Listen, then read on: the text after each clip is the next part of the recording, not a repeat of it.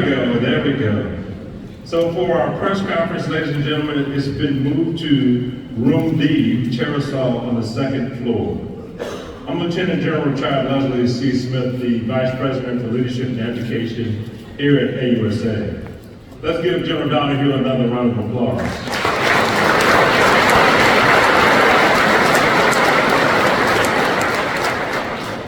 We will now kick off our first panel titled World War Next, the Interconnected Global Threat. We have a fantastic group of experts here to share their insights about this critical discussion. To moderate today, we have Mr. Heino Klinck, founder and principal of Klinck Global LLC. Klinck Global LLC provides strategic advisory services to private sector clients.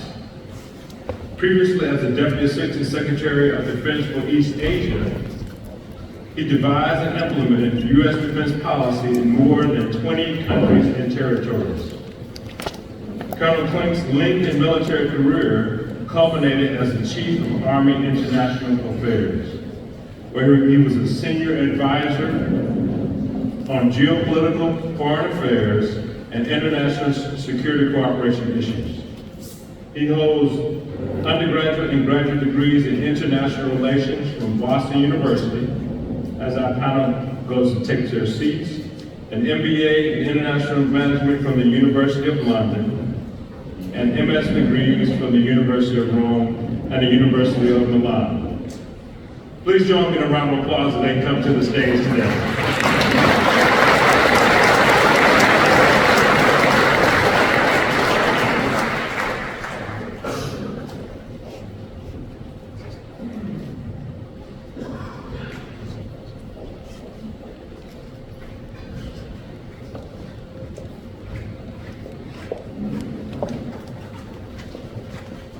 I know the floor is yours.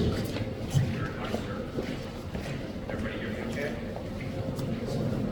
Can you hear me in the back? Now you can hear me in the back. Good morning, everyone. Schönen guten Morgen an alle. Und herzlich willkommen in Wiesbaden. I'm particularly happy to return to my homeland, and as General Smith said, I was actually a China specialist while I was in the Army, which of course you would expect the U.S. Army to do with the guy who was born and raised in Germany, right? So I'm very happy to be back. This morning we're going to kick off with a very interesting panel that I think is going to get all of our intellectual juices flowing. That's going to really segue nicely off some of General Brown and General Donahue's comments about how interconnected the world really is, and how we can't really separate the European theater from the Indo-Pacific. And this morning we have with us representatives from some of our key allies, both in the Indo-Pacific as well as in Europe.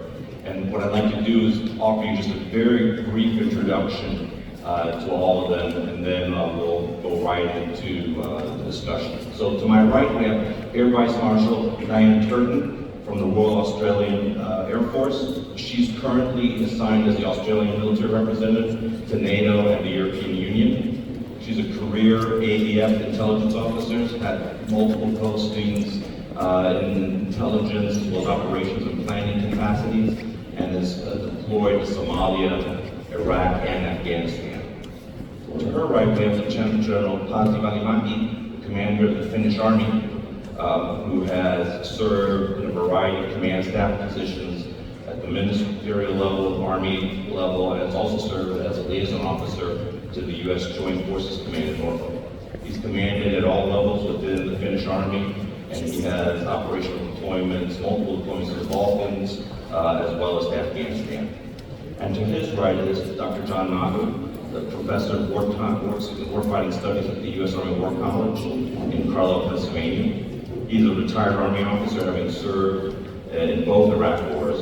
He's the author of a book that many of us who served in the Army in the early 2000s grew up with, Learn to Eat Soup with a Knife. He's a renowned counterinsurgency expert, and he has multiple affiliations with think tanks in the United States. So to kind of get the discussion going, I kind of like to harken back to the comments of NATO Secretary General Stoltenberg last year just prior to the NATO summit in Washington, where he made a couple of points that I think we all realize are obvious now, but candidly they had to be stated. And he said, for instance, that security is no longer just regional, it's global. And we can't divide the world anymore into individual spheres. Everything is intertwined. And I think we realize that prior to him actually saying that explicitly, but we failed to acknowledge it publicly. So he did, I think, the Alliance a great service by being very explicit in stating that. And since then, of course, we have seen that the types of coordination, whether it's formal or informal, that are occurring not just between Russia and China, but also between Iran and Russia, Iran and China, the DPRK and Russia, have just underscored the fact that we cannot look at threats only in the Euro-Atlantic, separate from the Indo-Pacific. It is all very much connected. And of course, Secretary General Rutte has said also that through its support for Russia, and Russia's defense industry in particular, China has become a decisive enabler of Russia's war in Ukraine. And some of the numbers are quite stark. 70% of the machine tools that the Russians use for weapons manufacturing come from the People's Republic of China. 90% of electronics that are used in Russia's war machine come from the People's Republic of China. Moreover, it was just last week that Secretary Rutte in his meeting with Chancellor Merz said that Xi Jinping, before he would attack Taiwan, he will make a call to Moscow to ask Putin to keep us busy in this part of Europe. I think that that is probably not an understatement, particularly because if you think about when Putin traveled to Beijing for the Winter Olympics of 2022, it was just prior to the Russian invasion of Ukraine. And I think at the eve of the invasion, where the Russians and the Chinese started this so-called no-limit strategic partnership, I think it's reasonable to conclude that there was some sort of, if not collusion, at least information sharing going on. And then, of course, we heard also very recently, earlier this month, when the Chinese Foreign Minister Wang Yi met with his EU counterpart, Kaja Kallas, that Beijing, and he has not officially said that he said this, but it's been attributed to European Union officials that were in the meeting, that Beijing cannot accept Russia losing the war in Ukraine, as this could allow the US to turn its full attention to China. So again, I think we've seen over and over again that the connection between Beijing and Moscow, this axis, if you will, is in fact a clear and present threat to all of us, not just in Europe and the North Atlantic, but in the Indo-Pacific as well. And then let's talk about the fact that we even see now in Europe forces from Asian countries actually engaged in kinetic operations, the Russian DPRK connection. The fact that in June of last year, Putin and Kim Jong-un signed a treaty that included a mutual assistance clause. The fact that we know now, and have known for a while, obviously we've seen the DPRK forces actually fighting our Ukrainian partners in the region. The fact that it's been reported that 50% of all artillery shells that the Russians are using are coming from North Korea, not to mention ballistic missiles and other components. And the flip side of this, and this is what some of our Indo-Pacific partners are particularly concerned about, what is North Korea getting in return? Because obviously they're not just doing this out of altruism.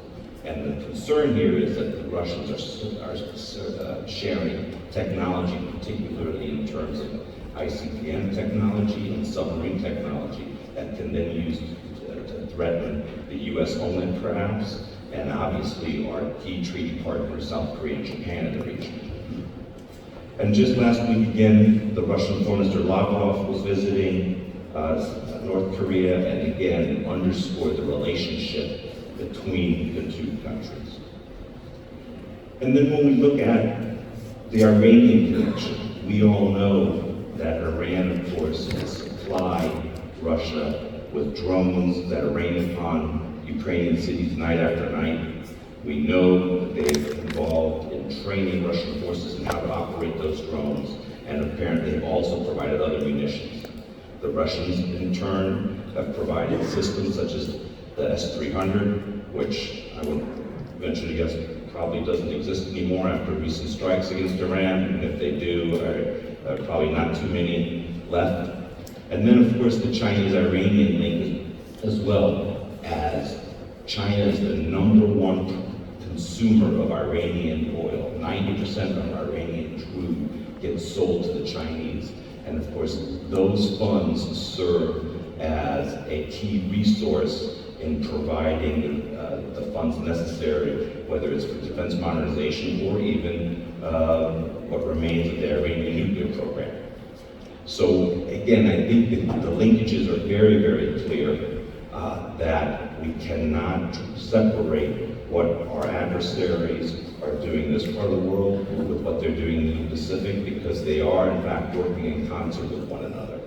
And that's why it's, I think, an obvious understatement to say that we, whether it's in the NATO partners, the IP4 partners, and others, need to work more and more in conjunction with one another to try to do all we can to enhance deterrence, not just in the Baltics, but I would say in the Taiwan Strait as well, and other places such as the South China Sea. So with that as an introduction, what I'd like to do now is turn it over to the panel members for some introductory remarks, and then what we'll do is later on we'll have an opportunity to respond to your questions too. Air Vice Marshal. Thank you, Heino, and thank you for the invitation today to speak with an Indo-Pacific voice and perspective. Australia has always believed Europe and the Indo-Pacific theatres are deeply connected. Australia was NATO's first partner back in 1953. Additionally, the Indo-Pacific is home to 60% of the world's population and 50% of the world's GDP. The Indian Ocean hosts more than a third of the world's bulk cargo traffic and 2/3 of global oil shipments. And on average, 2,000 ships transport goods across the Indian Ocean and the South China Sea to Europe every day and back. We're no longer simply bounded by geography.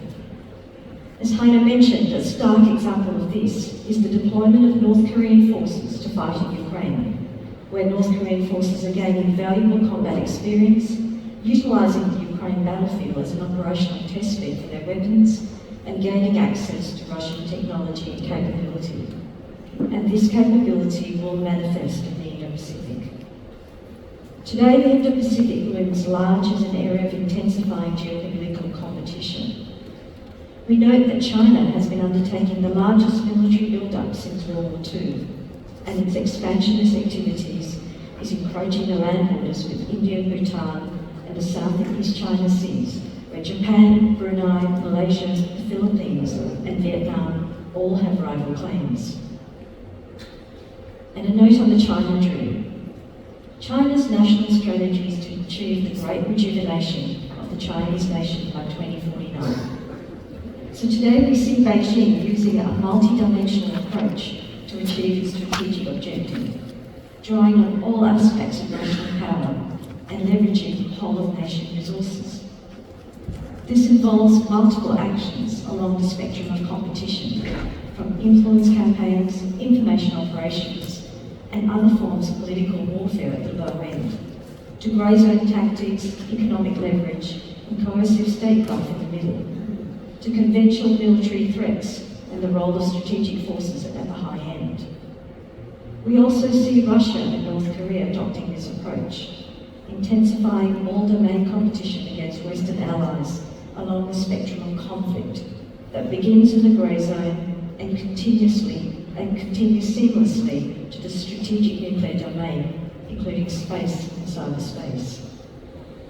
Furthermore, all three view nuclear weapons as important shadowcasters over almost all of their activities, rather than as a focus for deterrence and conflict termination exclusively. So this translates to what we're seeing today. Beijing's theory of victory involving the use of non-nuclear tools of escalation to erode Western resolve, and to provide it with the conventional operational advantage in conflict, grounded on an assessment that Washington and its allies are unlikely to use nuclear weapons outside of all-out war.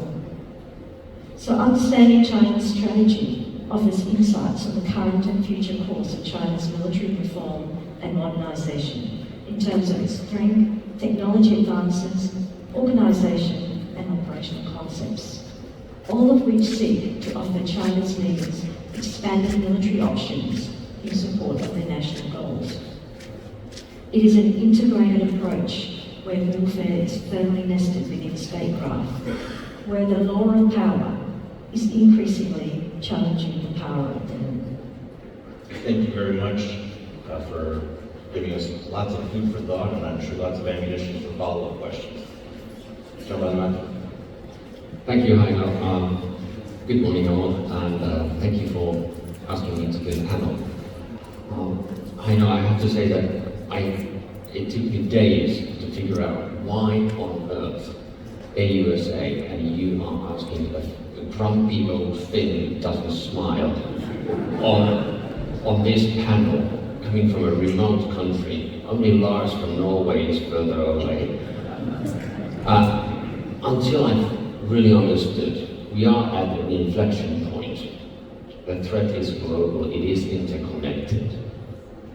And furthermore, I realized we're not alone anymore after we joined the alliance.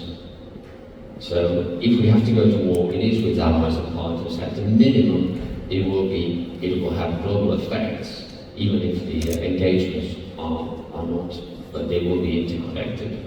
So we'll need each other and unity to overcome whatever is put against us. A few remarks on the threat. Russia and its partners are constantly modifying and making their needs and ways better with a speed that we did not anticipate, and it's because of the war. They're learning, adopting, improvising, and modifying their systems and changes. And this is something that we need to share across continents, across time zones, so that we understand how the fight is developing, whether it's in the Pacific or it is in Europe or in the Middle East. Wherever the war is fought, that's the place where to look at what is the change and how to change. And this needs to be shared. But in a couple of years' time, probably the wars of 22, 23 to 25 will be looked at the past wars. Those wars that the generals are accused of fighting and preparing for. So we need to really look at what is the next step and not to be content of building up something that exists now. So we need to pace up ourselves and look forward. Thank God we get new people and younger generations and not the old guys thinking about it all. So what kind of war are we preparing for? What kind of deterrence and possible war we want and we don't want? There's a great article written by Major General Nagl, Colonel Ben, Colonel David and Benjamin Jensen just in July about multiple US and NATO war games as simulations demonstrate the alliance's inability to address multiple anti-access area denial complexes and repel Russia's mass and momentum before they threaten tactical nuclear escalation. This dilemma requires a new way of fighting. And spot on, thank you, Matt, for a very good article that gives us a solid base to look forward. And then you tie all this to what General Donahue just presented at the keynote. From a small frontline nation's point of view, I can say what kind of war we don't want. We don't want a long, protracted war of attrition like what is happening in Ukraine. We did that in the Winter War in 1939-40. Don't recommend it.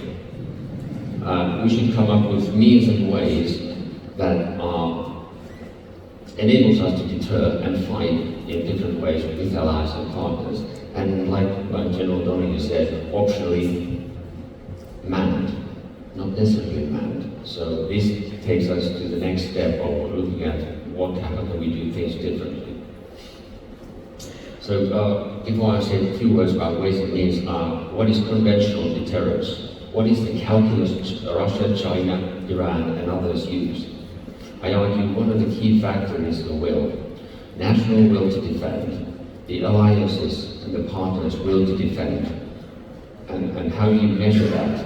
The will is actually manifested in the 3.5% GDP plus 1.5% GDP. That is the will to invest in security, invest in war economy and defense industrial base. And I think, and I argue that Russia and China will be very, very closely monitoring how we are doing this transformation or promise where to actually deliver money and investments and then deliver capabilities and capabilities that will have the old mass and new mass, which we both will need. So we will need actually some of the old equipment, the Eastern Flank Deterrence Line, Defense Deterrence Line, will require some of the old hardware we have, main battle tanks, infantry fighting vehicles, but some of them needs to be updated, not to be bigger, not to be heavier, but to be more capable of fighting in the new battlefield. And we need to understand the need for security of supply, create max in depth, not only in ammunition, but also fuel, spare parts, and maintenance capability and repairs, because we have to stay in the fight.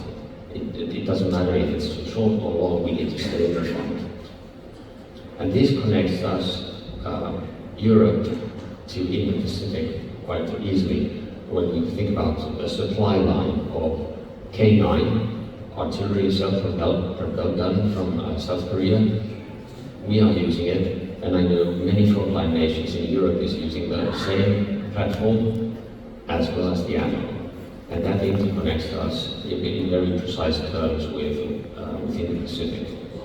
And this creates us the security of supply to stay in the fight. New hardware, like the one-way effectors, this is something that challenges our business model, also the industry business model, because you can't stay in the fight with the old way. So I prepared you a drone. You can fly with this and purchase this for the next 10 years. No, it's every 60 days to 90 days to 120 days. You need to update software, update the system, and the way you operate it.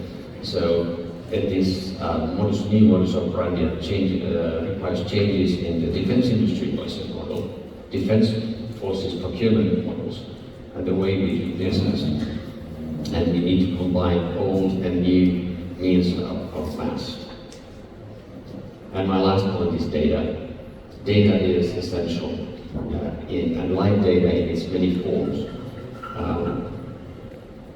Having been to Ukraine and seen what they can do today, and then I go back to my own service, and I said, we're far behind. Ukrainians are much more advanced in how they adapt, how they develop and fight the new ways. And we need to really learn from that. It's not, don't wait to observe the lessons. Go and look at the lessons and really dig in. What does this mean to us? And I think that the ability to share data and having interoperability, something that is given, not asked for. And that is something that industry needs to really get a grip on. Don't sell us stuff that has Finland-specific equipment. Provide stuff and capabilities that are interconnected from the get-go. That is so essential. And you have to cooperate among each other even though you are competitors. Thank you. Thank you. Many, many great points there. One thing I think that really, for me at least, deserves a particular foot stomp is the national will portion. And remembering when the commitments to 2% were made in Wales and how many years it actually took to get to 2%. We can't repeat that. We need to be committed. But I would say in any country whose population serves, as an example, with respect to world finance, Finland. And I remember oftentimes talking with Taiwanese interlocutors and telling them, don't look to the United States as a good example for you. Look at countries like Finland. With that, Dr. Nagl, please. Thank you, Heino, and thank you for bringing my slides up. I'd like to start off today by pointing out that I'm presenting an American view, not the American view, and certainly not the view of the United States Army or the United States Army War College. And I've been thinking about this subject for a little more than a year. I've published on it. In general, I apologize if the title of the article I published is not going to make you happy. The article is titled On Protracted War, because I'm very afraid that the war that we may already be fighting, not World War next, but World War now, is likely to be a protracted war. And my bottom line is that we're not ready for that. I published that piece in the Modern War Institute in October with my friend George Topic. I started thinking about this topic in April of last year, in April of 2024, when I read a post, George Will, who wrote, "We can see now that the great unraveling of World War II began perhaps with Japan's 1931 invasion of Manchuria. Without the benefit of retrospection, we cannot be certain that World War III has not begun." And I found that interesting. George Will is well-sourced, he's smart, he's been around for a long time, but I didn't think much of it until a week later, when again in the Post, I read a short interview with House Foreign Affairs Committee Chairman Mike McCall from Texas. And Chairman McCall is one of the top 20 or so people on foreign policy and national security in the United States. He's the chair of the House Foreign Affairs Committee. And in response to a question, what keeps you up at night, on the record, Chairman McCall said, what keeps me up at night is World War III, an unholy alliance between Russia, China, Iran, and North Korea, threatening both Europe and the Pacific. And it was reading that quote that led me to start taking the subject very, very seriously. George Will was one thing, and Mike McCall was another. Slide, please. And then it turned out that a number of people whose opinion I respect very, very highly were thinking similar things. Phil Zelikow is probably not well known to most in the audience. He's an academic. Probably the most influential thing he's done, he was the executive director of the 9/11 Commission that examined that horrific event in American history. He was the lead author of the 9/11 Commission report, perhaps the best government document ever produced. Phil, in a piece in Texas National Security Review titled Confronting Another Axis, History of Humility and Wishful Thinking, wrote, to me, a serious possibility of worldwide warfare may be only in the 20 to 30% range, but that is not reassuring. And for those who don't know Phil, I have to tell you that he is one of the most serious, steady people I've ever met. If he thinks there's a 1 in 3 chance of worldwide warfare, odds are pretty high that he's right. My friends Andrea Kendall Taylor and Richard Fontaine at the Center for a New American Security published at about the same time, noting the shared aim of weakening the United States and its leadership role among China, Iran, North Korea, and Russia, and suggested that that shared objective, the general talk about ends, Russia, China, North Korea, and Iran have the same end, the same objective. And my friends Andrew and Richard suggested that that would bond them tightly together in their desire to achieve that objective. And they similarly suggested that their efforts had already begun. I know this is a cheery talk, it's about to get worse. With my third and last slide, please. And if I could get you to read one thing, it would be the Commission on the National Defense Strategy, published in July 2024. That commission was organized and run by two of the best thinkers on national security in the United States, former member of Congress Jane Harman, and former Undersecretary of Defense for Policy Eric Edelman. Representative Harman and Secretary Edelman wrote, "The threats that the United States faces are the most serious and most challenging the nation has encountered, not just since the end of the Cold War, but since 1945. And they said, include the potential for near-term major war." They concluded, the nation, my nation, the United States, is not ready today. And that Commission on National Defense Strategy is available online. You can download it now. The 7-page executive summary is the best thing I know of in the American realm for the threats we face and what we need to do to solve them. And interestingly, back in July of last year, Jane and Eric recommended that the United States begin spending an additional $500 billion a year, about 1.5% of GDP every year, which would take the United States also up to the 5% level that NATO has just agreed to. So there's an extraordinary confluence of thinking in the most serious national security thinkers, I believe, in the United States and here in Europe and our friends in Asia and around the globe. And the last quote I'm going to read to you is from former Secretary of Defense Bob Gates, extraordinary man, the only American Secretary of Defense to serve in 2 different administrations, and astonishingly, Gates served in both a Republican and a Democratic administration. Gates said in the Post, after a 30-year holiday from history, we face an aggressive China and Russia, led by North Korea and Iran, and the very real prospect of war between nuclear-armed great powers. I've continued to collect quotes from people thinking about the prospect of World War III, the possibility that we are already in World War III. Time forbids me from running through all of them, but I will note that Ross Duthot in the New York Times just Sunday, 3 days ago, published a piece titled, "Who's Winning the World War?" His answer was, not the United States.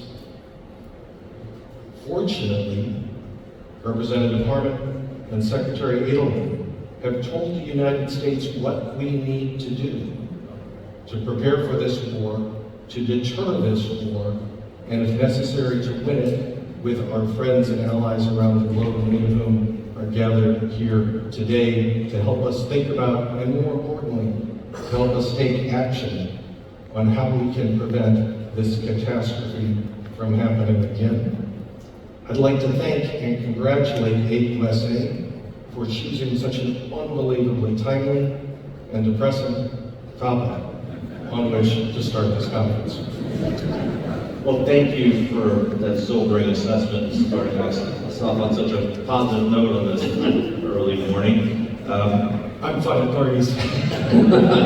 Hopefully by the time everybody leaves tomorrow, we'll all be in a better mood because we've come up with ways to mitigate some of these threats. So what I'd like to do now is just kind of start off with asking a couple of questions before I turn to some of the audience provided questions. And I'd like to start off with Dear Vice Marshal Turton. You know, we've talked obviously a lot about the Ukraine war, and rightly so. We have our Ukrainian partners here with us in the room.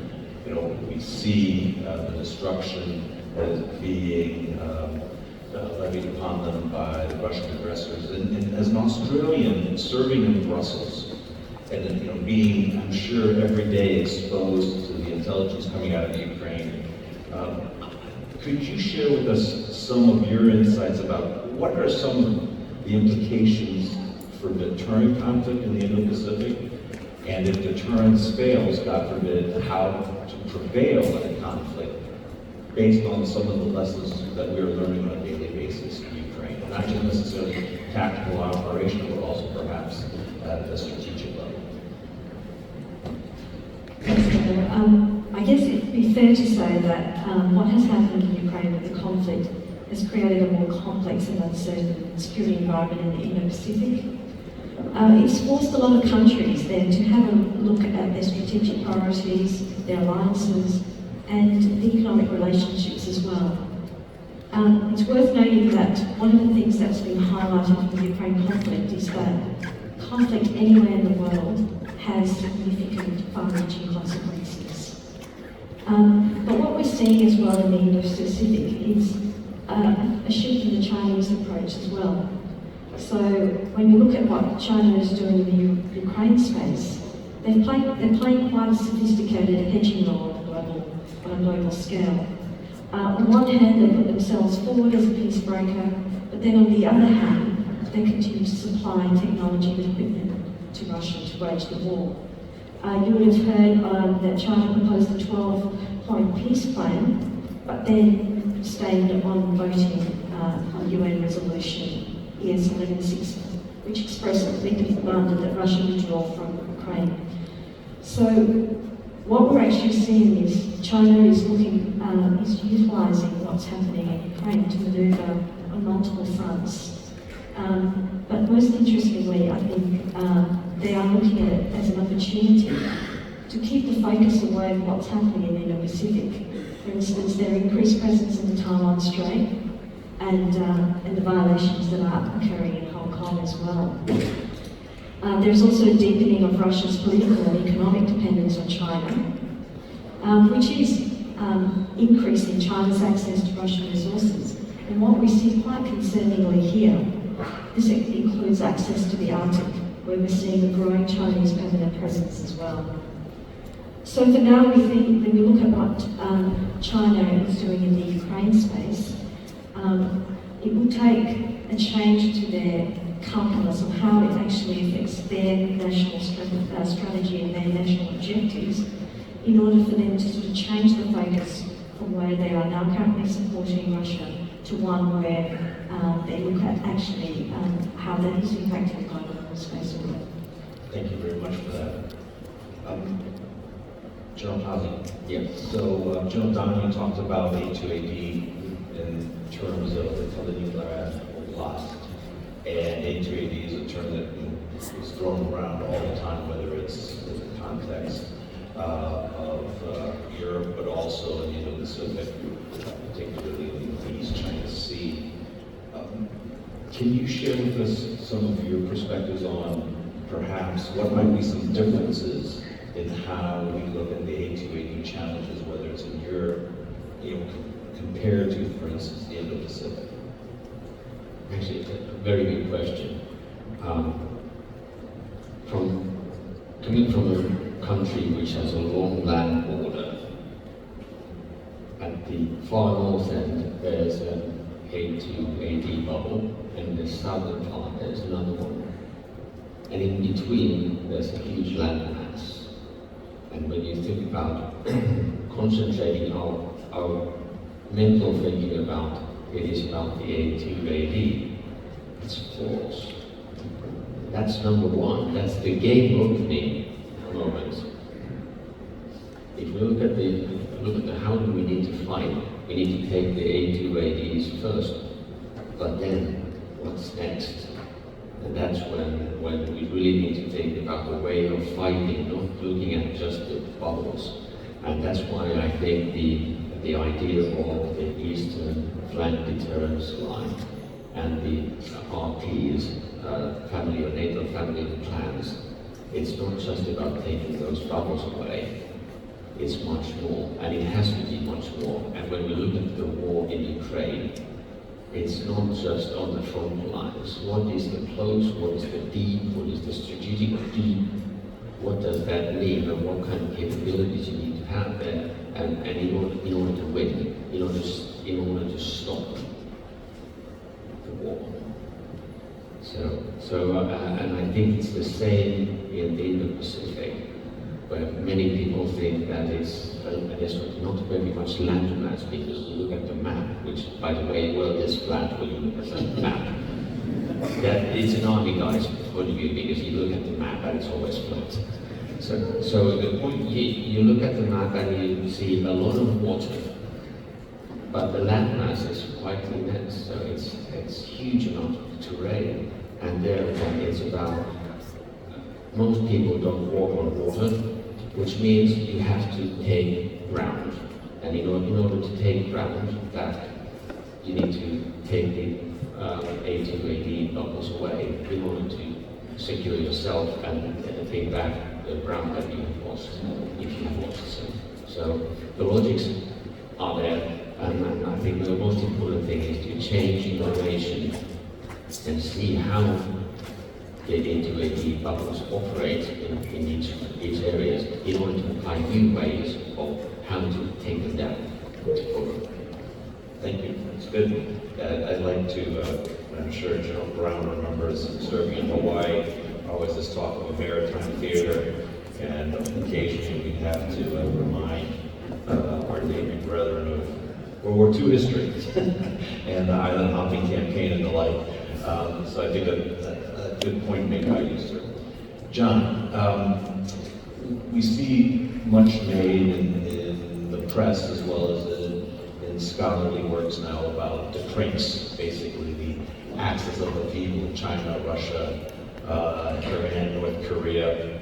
Can you tell us a little bit about, how concerned are you about these countries actually coordinating, colluding, cooperating? Because on the one hand, we see it every day, yes. On the other hand, in the recent intervention of the United States in Iran, the Russians, of course, did not seem particularly active in their support. Yeah, that's a terrific question, Heino. I want to start off by saying something slightly positive in on that front. Given that a Finn just accused me of being dour and unsmiling and taking a view, that's maybe my greatest accomplishment of my life. So my wife calls me Dr. Doom. She's going to be amused that the Finns agree. So this is, it's been called, I can't remember by who now, an axis of convenience. I quoted LtGen Taylor and Richard Fontaine, noting that there are shared interests, certainly, and perhaps some shared values in these authoritarian regimes. But one of the great strengths of the Western Alliance, and we're seeing it here today, is that authoritarian regimes tend to lose protracted wars. They don't trust each other, the theme apparently of the conference, the trust that unites us, and the deep shared values, the belief in democracy and freedom, provide so much worth fighting for. And we're seeing that obviously most notably in our Ukrainian friends and brothers and sisters. So it was incredibly important to me that when Iran was attacked by the United States, by those brave and bold B-2 pilots, supported by an extraordinary galaxy of skill sets across all of our armed forces and with the help of allies and partners as well, that both Russia and China issued essentially pro forma complaints. They did not take any action, they did not step up. Russia did not step up its attacks on Ukraine in light of what we had done to Iran. China continues to aggress and impose upon Taiwan, the Philippines, its neighbors in the South China Sea. But we did not see the very tight bonds that we might have expected there. And that provides me some degree of hope.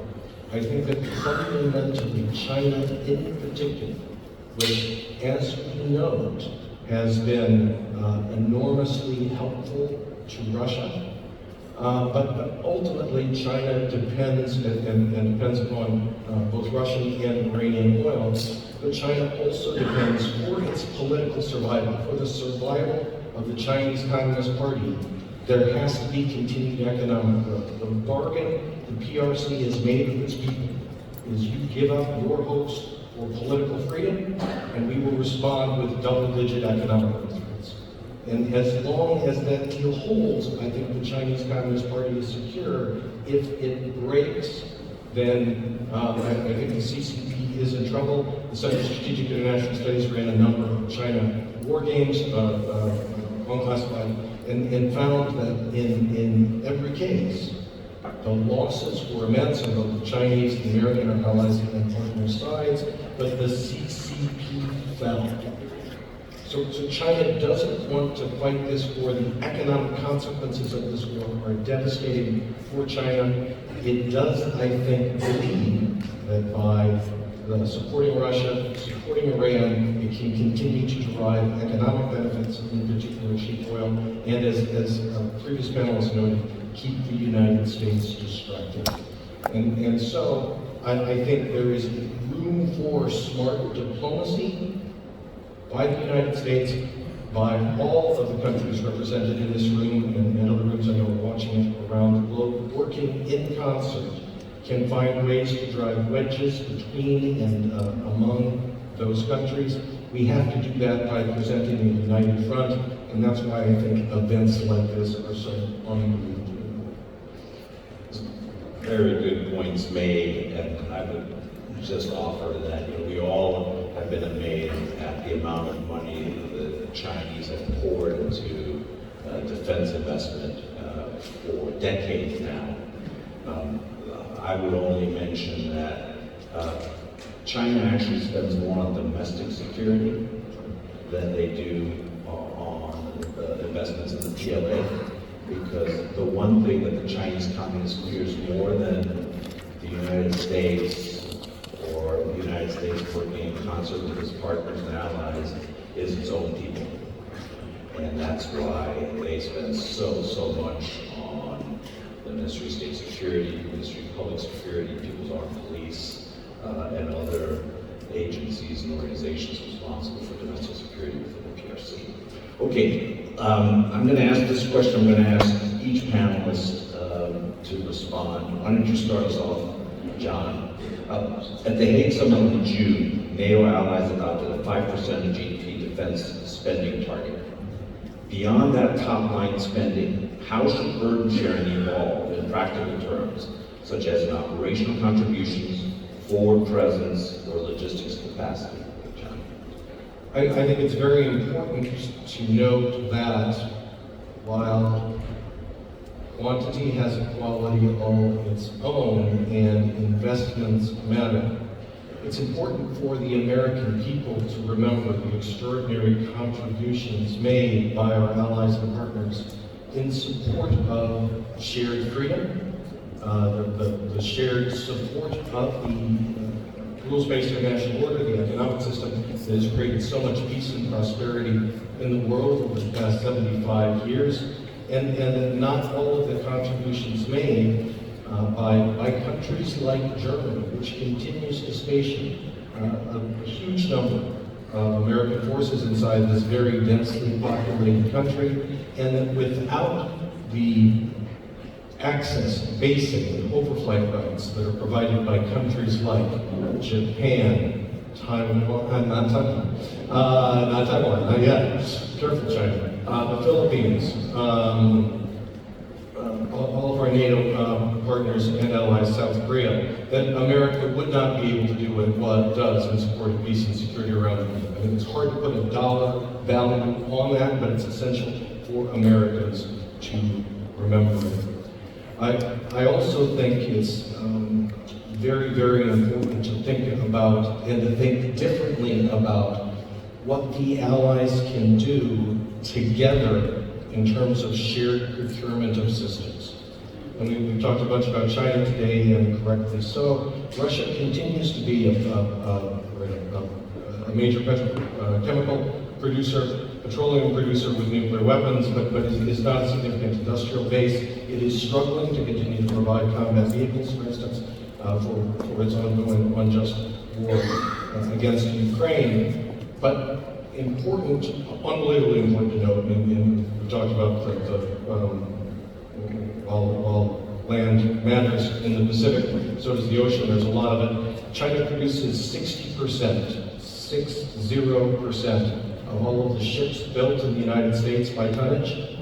The United States, 0.3, not 3%, 0.3% of the tonnage produced in the world. But our allies and partners, it comes up to something approaching parity. South Korea, in particular, an extraordinary shipbuilding industry. Japan, a terrific shipbuilding industry. And so we have to find ways to take advantage of the capability that each of the allies have, and together make us stronger than the sum of our parts, use our access, basic, overflight, and in particular our defense industrial base. And I just have to recommend, I'm a professor, I recommend books.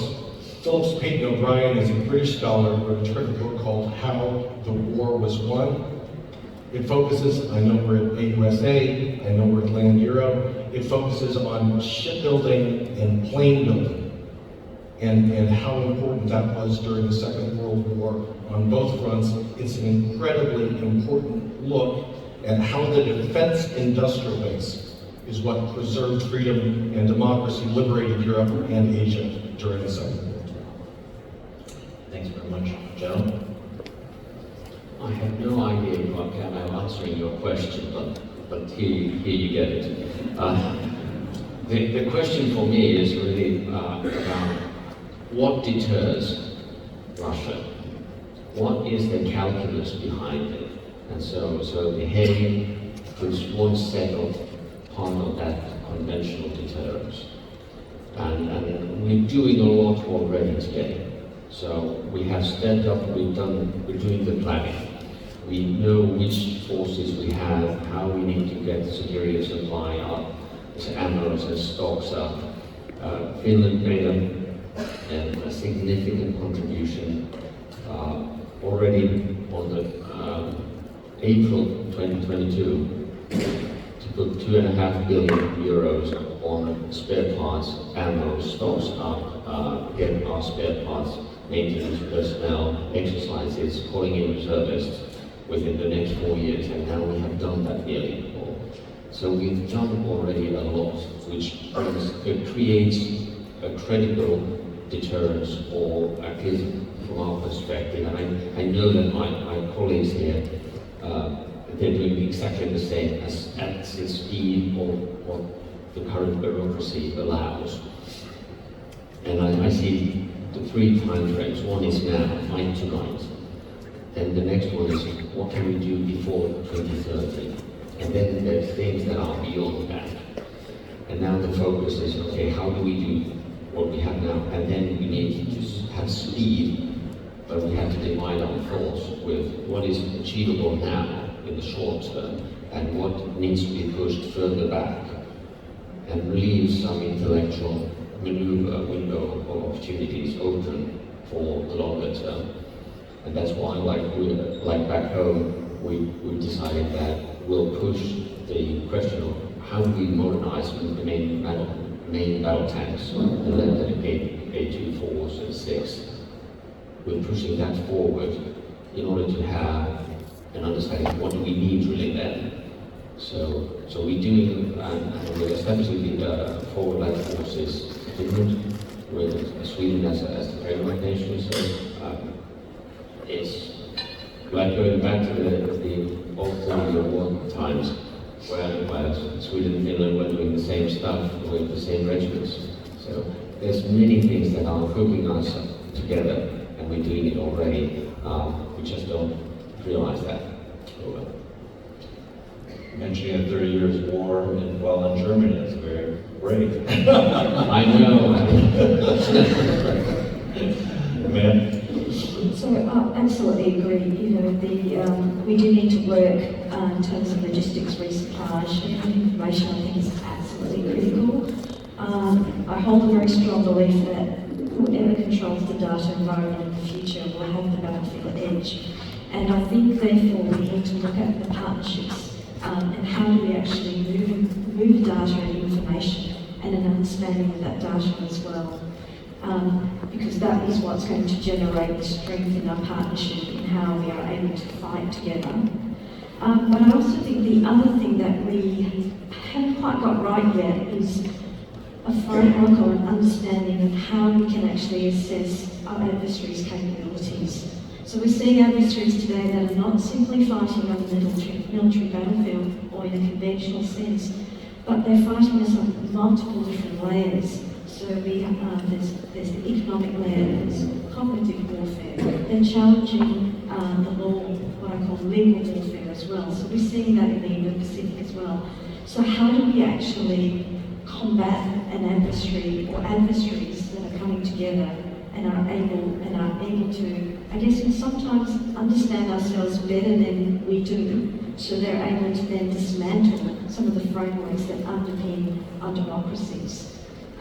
So I think there's work that we can do there in building that framework. How do we actually train our people, our analysts, how do we partner with academia, how do we partner with industry to provide that consolidated means of actually countering what we see in the aerospace space.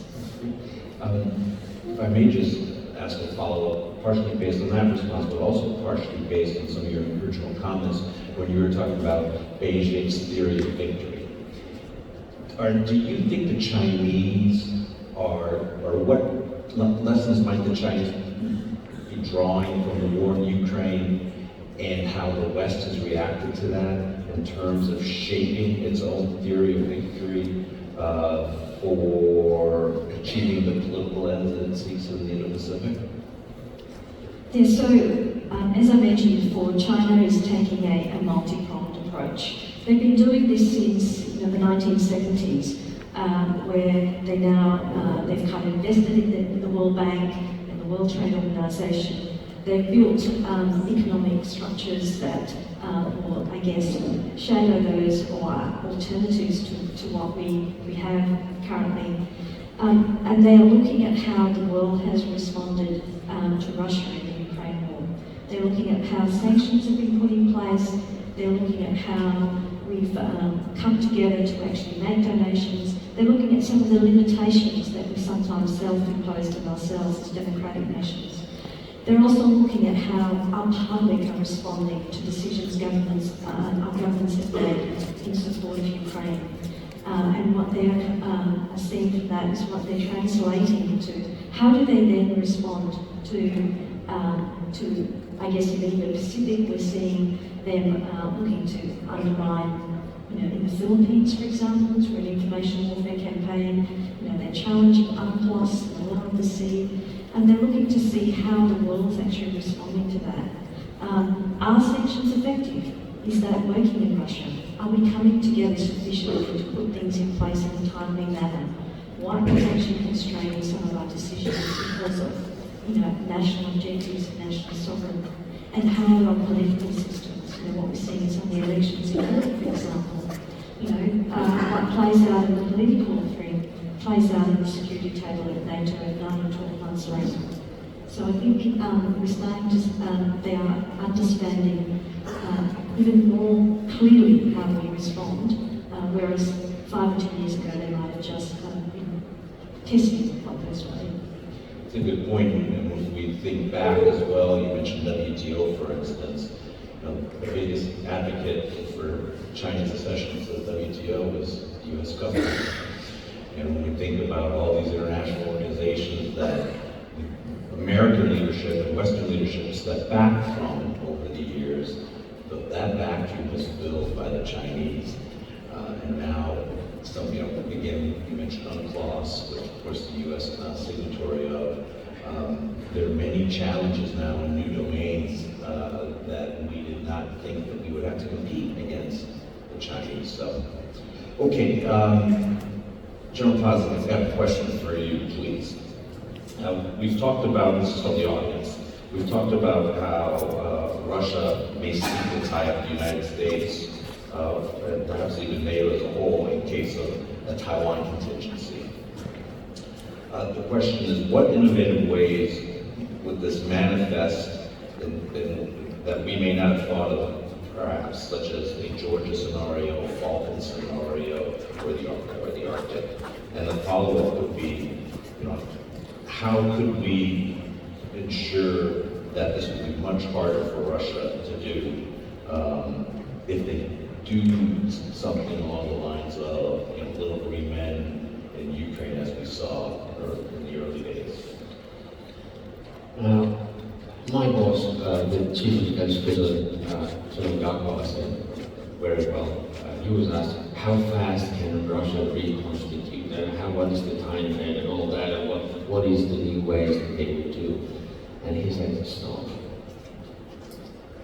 We have to be ready. So take responsibility yourself and prepare whatever eventual cases like a land grab or a small land grab to destabilize the unity of NATO alliance or a larger invasion or hybrid, combined hybrid actions like we've seen in the Baltic Sea. So be prepared. It's about creating readiness now. Be yourself, but you need to be ready. And that's why the Eastern flank deterrence line as a view, what it looks like. Do your own share to make the alliance stronger.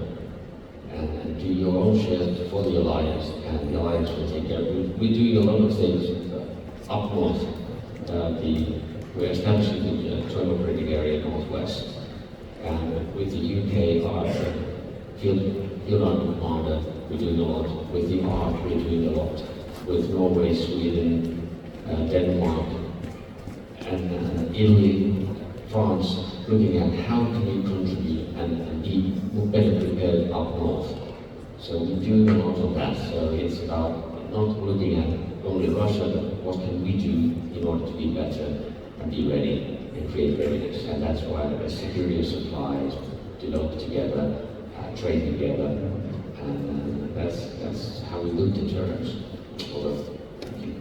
John, do you have any thoughts about the Russians trying to complicate the strategic environment in case there's something going on in the Indo-Pacific? Heino, I think you and I are the only two old enough to have served in uniform during the Cold War. And you and I thus remember the famed Fulda Gap and the great concern that Russia was going to attack through there. One of the things I'm concerned about now is the Suwalki Gap and the pressure that could be put on the Baltics. I think that in the cases of both Russia and China, I think that Air Vice Marshal has been very good on this point, the idea of an information war, a communications war, an economic war, and I think of Sun Tzu, the great Chinese philosopher of war, who said that the acme of skill is to win without fighting. And I think that both Russia and China would like to win without fighting, and I think that that's particularly true for China, given the difficulties they've seen Russia have in subduing a much smaller neighbor with which they share a long ground. And if Russia, which is a much more combat experienced military than China does, can't take a smaller neighbor across a ground, then I think China should be well advised to know perhaps the most difficult of all military operations, an amphibious assault against a defended territory. They've got an awful lot to be concerned about. But most of all, I will say what I say to my friends in the United States who are concerned about China, about the rise of China's power, the military spending that you talked about so well, I know. And I say that if you want to deter China, defeat Russia and defend Ukraine. Good point. Good point. General Pasi, back to you. So a question from the audience. In an era where the speed of conflict from cyber to hypersonics and drones can outpace decision-making, what specific steps must our nations take today to ensure real-time collective readiness across domains, alliances, and time zones? I told you there would be one or two trick questions. Oh my goodness. Okay. I'm probably repeating myself, but I think the keynote speaker today, General Donahue, was really explaining it in a way. It's not only about data, it is about how we interconnect and we make sure that we have enough stuff to stop. And it has to be multi-domain. And then comes the question of how do you do multi-domain? Very often we say it's joint, now it's multi-domain, but the question is how do you best deploy and use your capabilities to hit the targets that you really want? And if you really understand the that the target system analysis is good enough, then you know which targets to hit. And then you just need to distribute that data in order to hit the right targets at the right time and to have the platforms at the right place. And it's a hostile cyber environment which challenges that. So that's why we need the old mass, we need the new mass, and there's an investment curve that of the old legacy systems, that's where the majority of our money goes. And I have to say that that has to change. It has to change. Because we need to do new ways and not go head on head. That would lead only to the attrition war. But the good thing is that we've known words from a Ukrainian general who was from Pasi, the then army commander, who was in Finland on my request to come and visit and talk to us. And he looked at the military problems we have and said, Pasi, don't worry, you're okay. You're going to hit them. They're going to be scared. They're more scared than you are. Just hit them. They will obey steel. So it's a mentality that you have to just change and say, yeah, we're going to hit them. If they come over, if we go to war, we need to do that. I hope we will deter them from doing that. I think you just underscored something foundational. And based on what John said earlier as well, with respect to some of his guidance to industry about building things where interoperability is baked in, cybersecurity is baked in, open architecture is the new normal. These are some of the things that government, militaries, and industry have to partner on. Because again, it is in this theater alliance of 32 nations. In the Indo-Pacific, of course, the United States has bilateral world alliances, but we see more and more a collective sense of security. So that, again, it's fundamental that we have to look at these challenges in a much different way with all the stakeholders, including industry. Thank you. John, we go back to you. So, we've seen obviously the Middle Eastern world in conflict since the heinous attacks of October 7th against Israel, and more recently, of course, Israeli and U.S. strikes against Iran. Can you, again, talking about this axis of evil, what message do you think has been sent? What message has been received, not just by Iran, but by Russia and China and North Korea as well? I published a piece a couple of years ago, that's what professors do, with a Marine friend of mine, Keith Berkeypile, and the piece was titled, China Can Wait, the Army's Focus Should Be Europe. And I think, Sergeant O'Brien, you're looking right, you've got these doleful looks staring at me, former U.S. Army Pacific Command. Right, the land Euro suggests that this is in fact the most important land theater in the world. It has been for centuries. It will, I believe, continue to be. And so I think that this conference by itself is sending a message to Russia and to China. I do think that the security challenges that we together collectively face in the Middle East and in Eastern Europe are the acute threat that not just the United States but the world faces right now. The United States describes China as our pacing challenge, and I think both of those words are important. Pacing, because that's who we have to keep up with. I talked about their shipbuilding, extraordinary defense buildup that Heino talked to very well. But it's a challenge right now, I think, and not a threat. It doesn't have to turn into a threat if we do the right things against our acute threats, which right now are Iran and Russia. And I do think that Iran has had an unbelievably bad year with the loss of its proxy forces really across the Middle East, the complete destruction of its air defense systems. Its A2AD bubble is gone, is completely gone. And of course, the enormous setback to its nuclear weapons program. And now, with just in the past 72 hours or so, an extraordinary show of support for Ukraine from the United States and from our NATO partners who are going to be procuring the weapon systems that Ukraine so desperately needs, and we'll be going there. I think we've sent a terrific message, a very obvious message to Iran. We are now sending both Europe with the commitment to 5%, NATO commitment to 5%, but also now the American commitment to continue to support Ukraine with an additional $10 billion and threat additional sanctions against Russia. And sanctions do work. They're hard and they're slow and they take a long time, but they are absolutely having an impact on Russia's ability to continue its war. They would have an even bigger impact on China. I think very strongly that the right message is being sent to China, to North Korea, that we are ready to fight tonight. If we have to be, there's more we can do, and we're doing a bunch of that work right here these next 2 days. That's great. I think we certainly have seen a powerful confluence of events just in the last 3-4 weeks that hopefully has set the stage for an enhancement of deterrence all around the world, whether it's in the Euro-Atlantic, in the Indo-Pacific, or in the Middle East.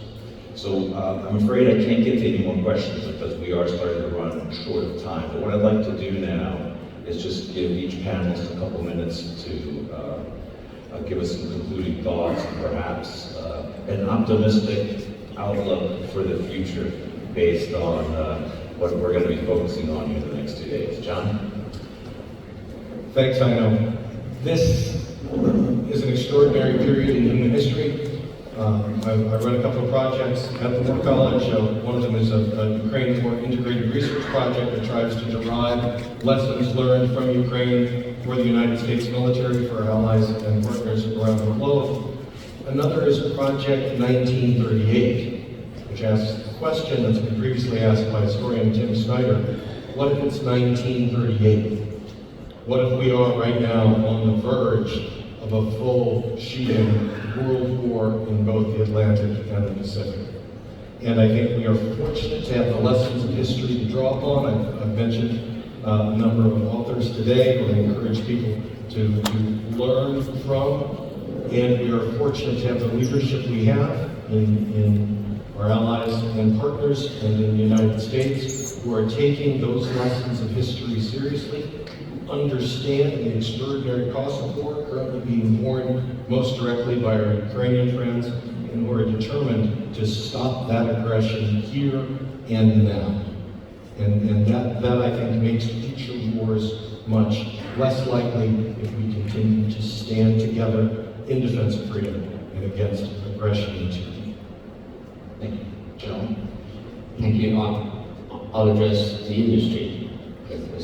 So up in the Nordics, we have applied a strategy laid out by a previous Swedish Army Chief, General Karl Engelbrektsson, about cross-develop, cross-buy, cross-use equipment in order to create supply, and that gives us the possibility to have similar equipment interchangeability, and we can stay in the fight better.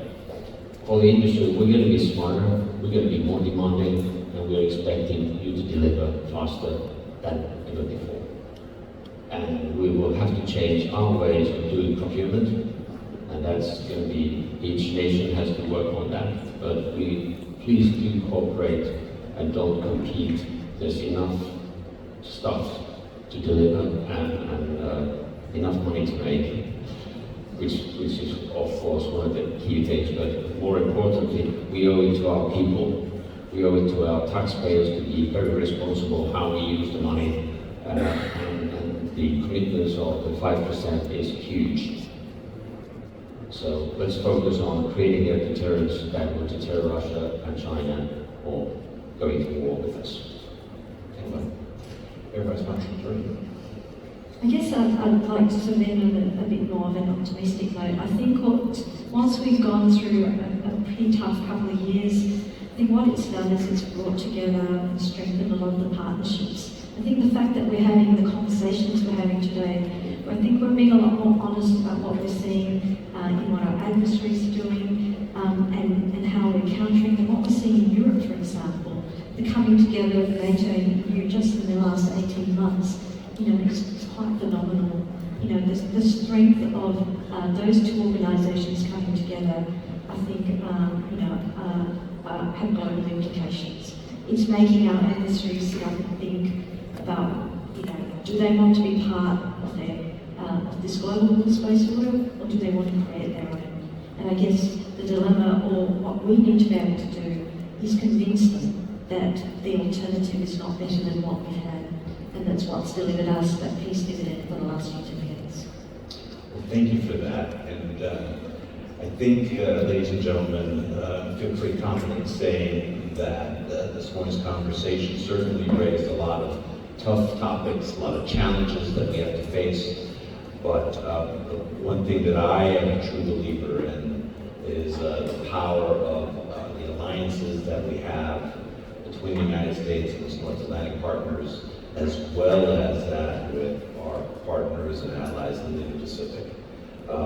This axis of people between the Russians, the Chinese, the North Koreans, and Iranians, not to be overly simplistic, but I think it's more a marriage of convenience than necessarily representative of the confluence of values and interests like what we've shared since the end of the Second World War, since the end of the Cold War, and now into the 21st century. So I believe the advantages lie in finding economies of scale and scope in terms of industrial cooperation, whether it's co-development of systems, co-production, bulk buying, and looking at things through a new and more innovative lens. So despite the fact that we have many challenges, being able to face those together, I think will mean that we will be able to deter our common adversaries. And again, if that deterrence does in fact fail, we will be able to prevail. So if you would just join me in thanking our panelists today. Thank you for your time.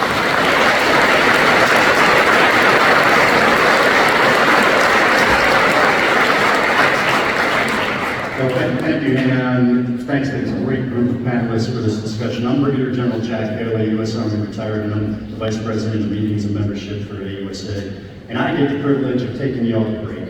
So we'll take a 45-minute break. Refreshments are available in the exhibit hall and the central foyer.